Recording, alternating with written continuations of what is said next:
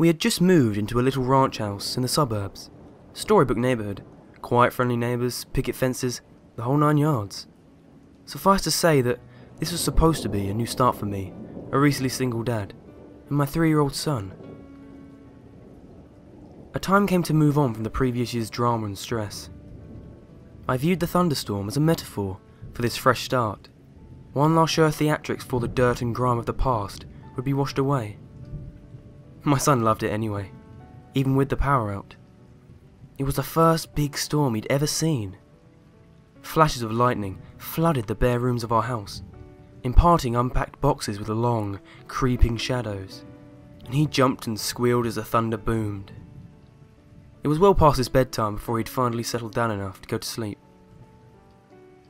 The next morning, I found him awake in bed and smiling.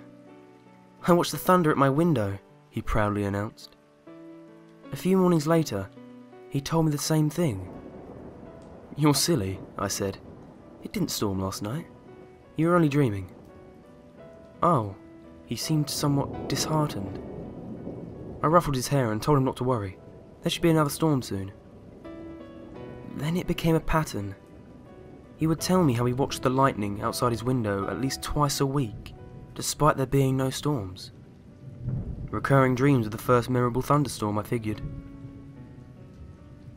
It's easy to hate myself in hindsight. Everybody assures me there's nothing I could have done. No way I could have known. But I'm supposed to be the guardian of my child, and these are useless words of comfort. I constantly relived that morning, making my coffee, pouring milk over my cereal, and picking up the newspaper to read about the paedophile local authorities had just arrested. It was front-page stuff.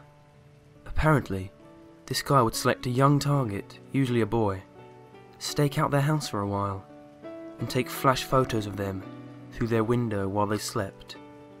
Sometimes he did more. My stomach sank as a connection was made. At the time, it was merely something of a child's imagination. In retrospect, it is the scariest thing I've ever heard.